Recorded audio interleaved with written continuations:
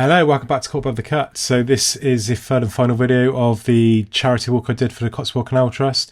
So it was like a figure eight loop, taking us down the River Froome, down towards Saul Junction, and then back up through various parts of the canal.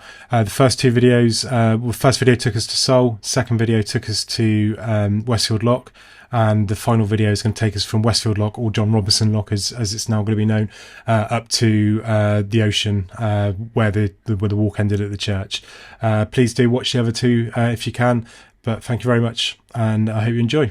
So roughly around here somewhere, different plans show different places. Some show it here, some show it just a bit further down nearer the river. There's going to be the new Westfield Lock. So you've got Westfield Bridge just up ahead of us there, which I'm just about to cross, and you can see the heaps of spoil, which is from digging the lock out.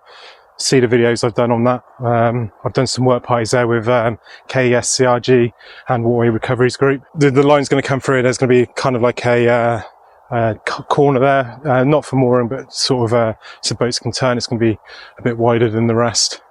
You've got, again, Forest Green Rovers stuff going over there, and I think it's going to come all the way down here up to the canal. I haven't been to this lock for a little while. The last work party I did down here, they had trouble getting plant down here, so kind of it was just handballing stuff and all that lot up and over the bridge. I think this was the site of another pillbox just here. You can see the rebar in the road. If you remember the trust, the latest issue of the Tro, which has just come out, has my picture on the front.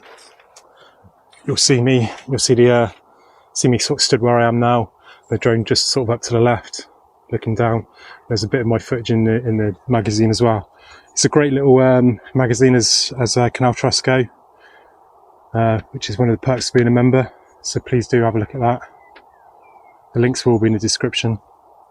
But yeah, it's full of water at the moment. There's not really, it doesn't look like any more digging's been done. They've moved more stones. I was only here for a day. They were here for another day after. They moved a lot of the big coping stones across to there. It looks like work's on hold at the moment until they get permission to access again. There's a certain individual holding it up. If you've seen other videos, you'll have seen us working on this channel here. So that's actually the bywash, which would have took excess water down from the top of the lock, which is here, down and around. So this is the start of, I think it's 5 locks which take you up the hill. They're adding one to that with the new Westfield Bridge, new Westfield Lock. This stream has actually been changed. It never used to run down here, so this is going to be. They're going to have to build an aqueduct over the top of here, like a culvert underneath, which is going to take the canal along the line here. And here we are into the pound between Westfield and Dock Lock. So the river, that stream originally ran into the canal here. It's much higher, and you had a back channel which I used to use to unload. So there's an island up here, which was originally the company headquarters.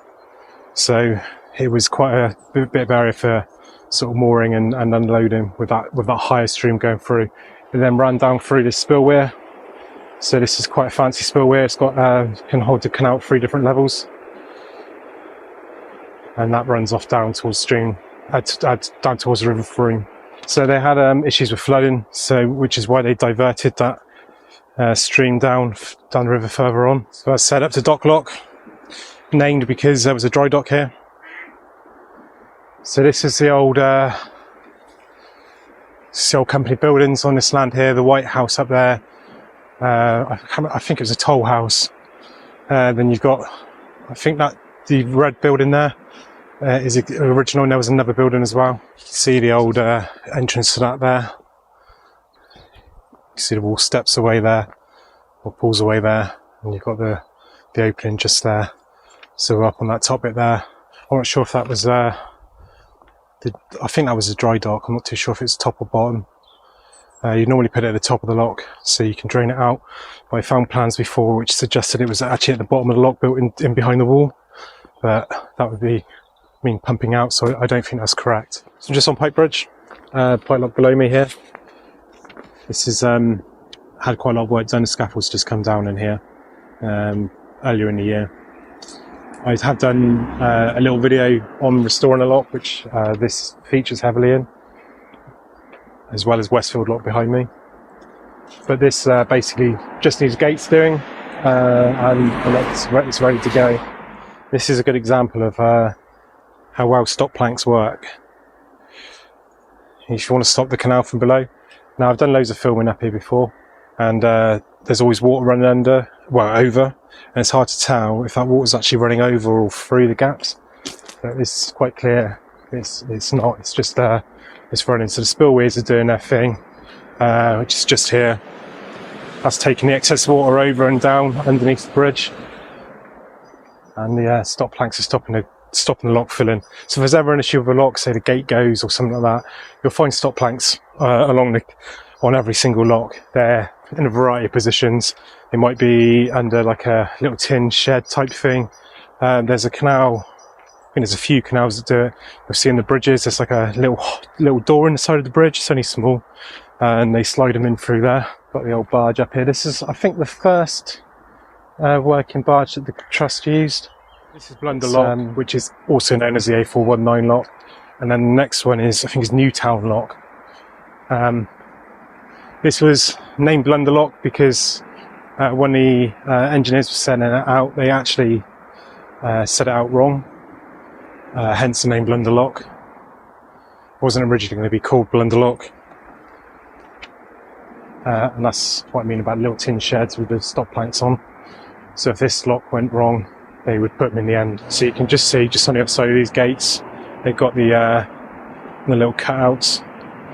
And that's where your stop planks will go, which will shut this lock off. We're up into Newtown Lock, named because the little settlement here sprung up around the canal. I don't think it was the original name for the lock. It's all closed off, I assume, as part of the restoration. So I don't think the gates are being kept. I believe they're all being replaced as part of it. Some of them have been in for quite a while, so they're all a bit leaky, and for a working canal you need them to be in a better condition than they are. Check.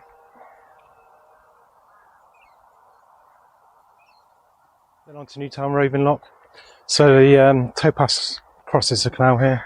Reason being, just over on the other side there is an estate, and the person who owned the estate when the canal was built didn't want the towpath down his side, and obviously didn't want sort of the horses and the boaters and the working men sort of walking along his land. So it's a roving bridge so the horses could cross. On this side, a pipe which has already been diverted. That was much lower when it was originally installed, I believe. I'm actually on 10 miles now. I took a detour, as I said, so I'm a little bit longer. There's still a few walkers about, but a lot of the shorter routes are finished. The runners are well gone, so it's actually fairly quiet now. This towpath's been upgraded. They've done it on quite a few spots along the canal, ready for when it's open. I think these sort of long stretches, because we're at the top of this flight now, there's not a lock now for some way. I think the next one is actually a double lock. So these sections in between just need a bit of dredging and stuff done. So there's not major works to do down here. So just down here you've got the Bondsmill Trading Estate. So this was originally built in 1496, roughly, which was originally a cloth mill. It's had varied use throughout the years, but in 1938 a gyroscope factory was set up. It was what's called a shadow factory. So the company's main factory was in Brentford in London. It was I think it was Perry's gyroscopes. But they had this as a backup basically. So if that factory got bombed, they could carry on making the parts here. You've got quite a unique pillbox here, so you can see the machine gun turrets high up there, which would have protected the canal if the Nazis tried to attack down here. So it was this part of stop line green, and then on the top you've got a machine gun, like an anti-aircraft turret, which were protected to factories down below from aircraft. So last time I was up here filming, there was a bunch of barges here and a grabber, and I thought they were I just thought they were clearing the line, but there was actually a bund here apparently, which might be something to do with the concrete in the canal there. So yeah, they were clearing that as part of the restoration. So we are just up by the railway bridge now. So this is called the Ocean Railway Bridge. I've done a video on this, so I won't go too hard into it again. But this was built over Christmas, so they literally lifted everything out, dropped a box section in, replaced above, and put the railway back in over the top over 7 days. It's again one of the major obstacles, and it proves on a lot of these restorations that it can be done. You know, they've got ideas to get into the motorway, they've got into the A38, they've got into the railway. You see this on all different canal restorations. The Lichfield needs to get into the A38 again, much further north, Birmingham way. But it is all possible with the right funding in place and the right support from local councils and businesses, and the right applications to the right people. And these things will all happen. I'll try and get over. Good timing. So this pretty much brings us to the end of this circular walk. I've done, 10.5 miles. Half a mile was my scenic route. So, you know, in about 3 years' time, when this is all restored, I'll do the same route again, and you'll go to see what's happened. You got to look at this though. I love the ocean. It's a really, really nice area. I can't wait for boats to be coming up and down here. I was planning to get some more footage down here with my drone, but it's the first ones I've seen actually. There's 2 swans over there and about 7 or 8 cygnets, so I don't want to disturb them. This is one of the nicest areas on the canal I know of. You've got the church over there, which is absolutely beautiful. It's just a beautiful setting. You've got the ocean pond here, bridges and the canal and the river down there. It's really nice. But this is the end of the walk now, so I'll leave it here. Thank you for watching. Please do click the like and subscribe. Click the bell button as well. There's also a thing called Super Thanks. I don't get paid a lot for doing this, about £1 a day at the moment from advertising. But if the Super Thanks is a little donation to me if you enjoy my videos and want to see more of them. So please do have a look at that if you can. No worries if you can't. I enjoy doing these. So, but yeah, have a great day. Bye now.